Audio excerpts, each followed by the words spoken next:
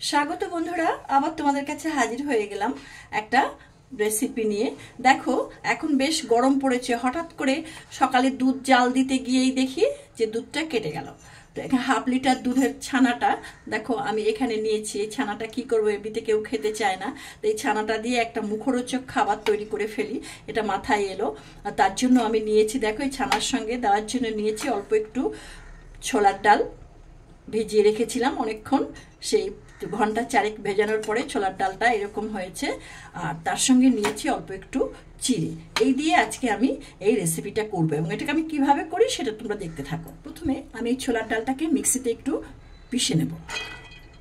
তার সঙ্গে দিয়ে দেব কয়েক টুকরো আদা, দিয়ে দিচ্ছি দুটো কাঁচা লঙ্কা।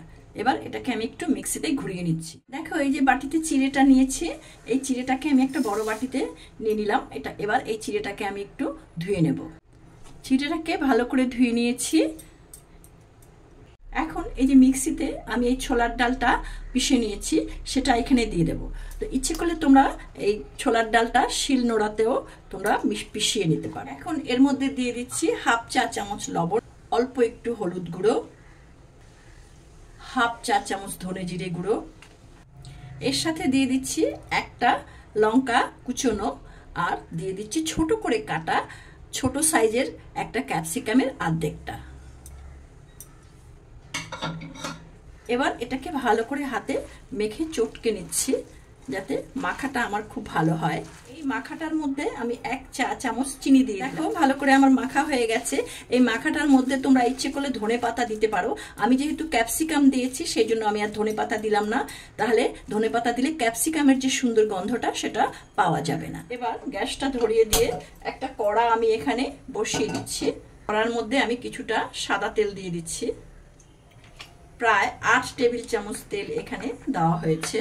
তেলটা আমার গরম হয়ে গেছে। এইবার এখান থেকে অল্প অল্প করে আমি এই মিশ্রণটা নিয়ে দেখো এরকম চ্যাপটা চ্যাপটা করে সুন্দর করে এই তেলের মধ্যে ছেড়ে দেব। ছোট্ট ছোট্ট বড়ার আকারে আমি এই তেলের মধ্যে এটা। এখানে প্রথম ব্যাচটা আমার দেওয়া হয়ে গেছে। প্রথম ব্যাচে আমি 8টা দিতে পেরেছি। আর এই যে এটা যখন ভাজা হবে তখন আগুনটা আমার মিডিয়াম টু লোয়ে রাখতে হবে, এবং একটু ধৈর্য ধরে হালকা হাতে এটাকে ভাজতে হবে। একবারে বেশি আগুন দিলে ভেতরটা কাঁচা থাকবে, উপরটা লাল হয়ে যাবে। তাই জন্য এটাকে মিডিয়াম আঁচে এটাকে রেখে ভাজতে হবে। এই বড়াগুলোর একটা পিঠ আমার ভাজা হয়ে গেছে। এবার এর বাকি পিঠটা আমি একটু উল্টে পাল্টে প্রত্যেকটাকে দেখো কি সুন্দর এইরকম করে লাল করে ভাজতে হবে। এইভাবে আমি বাকিগুলো সব উল্টে নিচ্ছি। দেখো বন্ধুরা, এই বড়াগুলোকে আমি উল্টে পাল্টে বেশ সুন্দর একটা গোল্ডেন কালারের করে ভেজে নিয়েছি। খুব সুন্দর হয়েছে। পুরো ভাজাটাও যেন ভেতরে যেন কোনো কাঁচা না থাকে সেই রকম ভাবেই আমি এটাকে ভেজে নিয়েছি।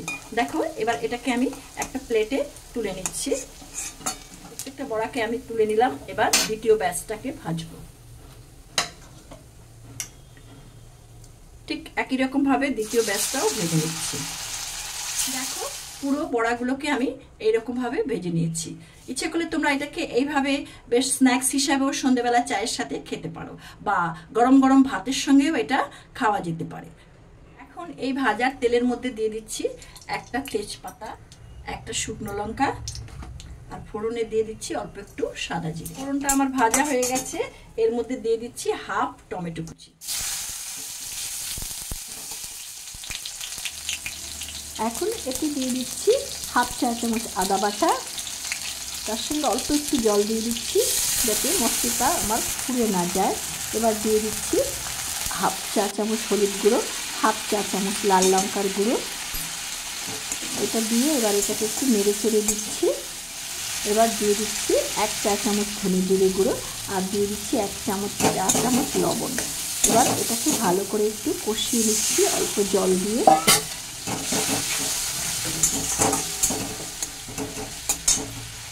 মশলাটাকে একটু ভালো করে কষিয়ে নেব। দিচ্ছি হাফ চা চামচ চিনি, একটা লাল কাঁচা লঙ্কা ছিঁড়ে এর মধ্যে দিয়ে দিলাম। আর এই যে দেখো বড়াগুলো আমি তোমাদেরকে দেখাচ্ছি, বড়াগুলো ভেতরটা কেমন হয়েছে। দেখো এই একটা বড়া ভেতরে দেখো কি সুন্দর, বেশ সুন্দর হয়েছে, এবং এটা বেশ ভেতরটাও সুন্দর ভাজা হয়েছে। এটা এমনিতেও গরম ভাতের সঙ্গে খাওয়া যায়। তো আজকে আমার এই ভিডিওটা যদি তোমাদের ভালো লেগে থাকে তাহলে আমার এই ভিডিওটাকে একটা লাইক কমেন্ট শেয়ার অবশ্যই করবে। আর যে সমস্ত বন্ধুরা আমার চ্যানেলটাতে নতুন, আমার চ্যানেলটাকে এখনও সাবস্ক্রাইব করোনি, তাদের কাছে আমার একান্ত অনুরোধ রইল চ্যানেলটিকে সাবস্ক্রাইব করে বেল আইকনের অল অপশনটিকে তোমরা প্রেস করবে, তাহলে আমার পরবর্তী সমস্ত নোটিফিকেশন তোমাদের কাছে সবার আগে চলে যাবে। তো দেখো মশলা আমার কষানো হয়ে গেছে, মশলা থেকে তেল বেরিয়ে গেছে। এটাকে আমি আরও 1 মিনিট একটু কষিয়ে নেব। মশলাটা কষানো হয়ে গেছে বন্ধুরা, এবার এতে আমি পরিমাণ মতো ঝোল দিয়ে দেব। এবার ঝোলটা আমার একটু ফুটবে বন্ধুরা, দেখো ঝোলটা আমার ফুটছে। এবার আমি সব বড়াগুলো এর মধ্যে দিয়ে দিচ্ছি। বড়া দিয়ে এটাকে বেশি ফোটাতে হবে না, মিনিট 2 ফোটালেই এটা বেশ সুন্দর হয়ে যাবে। অল্প একটু ঘি দিয়ে দিচ্ছি, ঘিটা দিলে খেতে এত ভালো লাগে, খুবই ভালো লাগে। নিরামিষ দিনে তোমরা এটা করে খেতে পারো। এবার এর সাথে আমি দিয়ে দিচ্ছি একটু বাটা গরম মশলা। এই বাটা গরম মশলাটা আর ঘিটা এই যে বড়ার যে ঝোলটা, এর মাত্রাটা অনেক ভালো, স্বাদের মাত্রাটা বাড়িয়ে দেয়। এর মধ্যে আমি হাফ চা চামচ বাটা গরম মশলা দিয়ে দিলাম। দেখো আমার একদম বড়ার ঝোল তৈরি। এবার আমি এটাকে নামিয়ে নেব। হয়ে গেল বন্ধুরা কেটে যাওয়া দুধ দিয়ে খুব সুন্দর একটা আইটেম। তোমরা এটা করে খেতে পারো, ভীষণ ভীষণ ভালো হয় খেতে। তো তোমরা তো আমার ভিডিওটি দেখলে, ভিডিওটি দেখার জন্য তোমাদেরকে অসংখ্য ধন্যবাদ। তোমাদের সাথে আমার আবার দেখা হবে নতুন কোনো ভিডিও নিয়ে। তোমরা ভালো থেকো, সুস্থ থেকো, ধন্যবাদ।